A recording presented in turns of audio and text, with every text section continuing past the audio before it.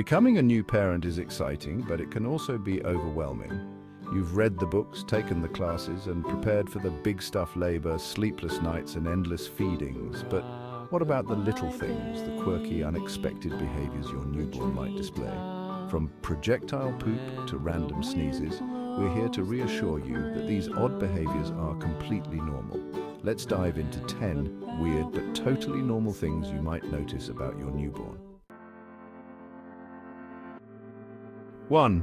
Cradle cap. What's the deal? Cradle cap, those dry and scaly patches on your baby's scalp, might look a bit alarming, but it's a common occurrence. The exact cause isn't well understood, but the good news is that it usually clears up within the first few months. To help manage it, rub some mineral oil on the patches a couple of times a week before bath time. Then gently comb the scales away with a fine tooth comb or soft brush. When to worry? There's generally no need for concern unless the dryness spreads beyond the scalp or becomes more severe. In that case, a quick chat with your pediatrician can help determine the best course of action. 2. Explosive poop. What's the deal? Yes, you read that right. Explosive poop.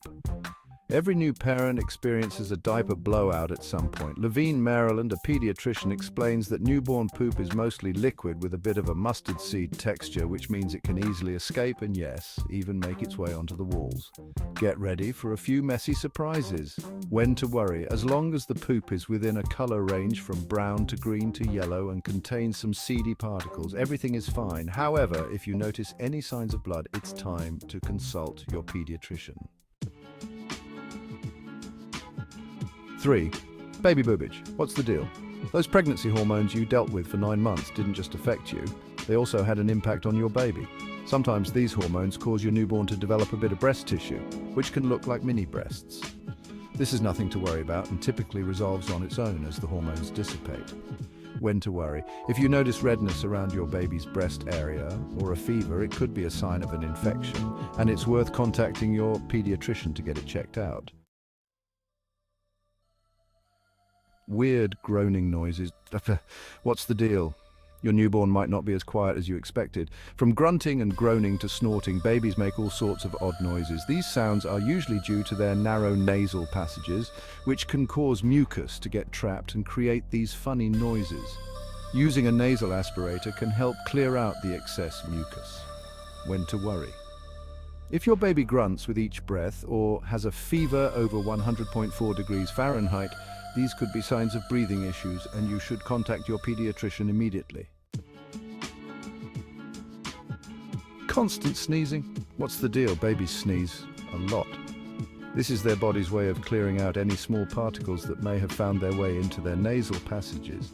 You might also notice sneezing when they're exposed to bright light, which is just another new sensation for them. In some cases, sneezing helps clear out residual amniotic fluid from the respiratory system. When to worry?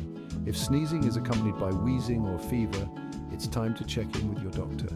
Ensuring that your baby is breathing and swallowing normally will help rule out any serious conditions. Random jerky movements, or what's the deal? Newborns often have jerky, spastic movements that can catch you off guard.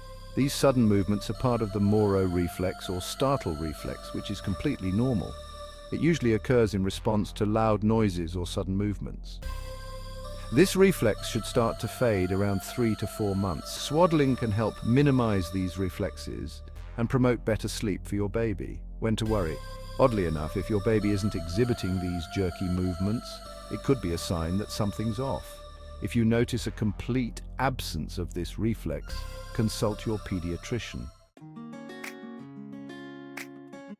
What's the deal? The journey through the birth canal is tough on babies too, and it can lead to temporary oddities like a misshapen head. Newborn skulls are soft and malleable, so some flattening is normal, especially if your baby spends a lot of time on their back. To prevent flat spots, hold your baby in different positions and encourage tummy time when they're awake. When to worry? If the flatness persists despite your efforts, consult your pediatrician. In some cases, a helmet might be needed to correct the shape of your baby's head, particularly if intervention starts between 4 to 6 months. So, what's the deal with swollen genitals in newborns? Well, hormonal exposure in the womb can lead to this condition. For boys, you might notice enlarged testicles due to extra fluid, which should clear up within a few days as they urinate more frequently. Similarly, girls might have swollen labia, which will also reduce in size shortly after birth. When should you worry? If the swelling doesn't go down after a few days, particularly in boys, it's worth getting it checked. Sometimes boys develop a condition called hydrocele, which may take up to a year to resolve. Finding blood in your baby's diaper can be alarming, but it's not always a cause for panic. There are several possible reasons for this. Baby girls might experience a mini period due to the hormones they've been exposed to in the womb. Sometimes rough bowel movements can cause tiny cuts or scratches. For baby boys, circumcision can lead to a little bleeding while healing. Diaper rash can also cause minor bleeding. When should you worry? Though it's often harmless, it's perfectly okay to call your doctor whenever you spot blood in the diaper. For your peace of mind and your baby's health, it's better to be safe than sorry. So, what's the deal with crossed eyes?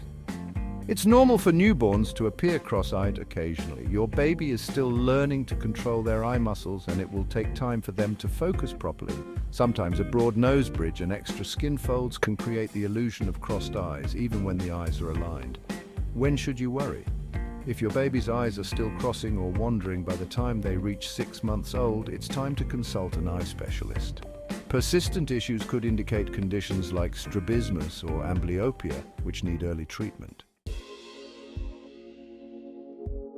Being a new parent comes with surprises, but knowing what's normal can help ease your worries. Remember, your baby is adjusting to the world just as much as you're adjusting to parenthood. If you ever feel uncertain, don't hesitate to reach out to your pediatrician for advice. If you found this video helpful, don't forget to like, share, and subscribe to our channel for more content on parenting and newborn care. Thanks for watching.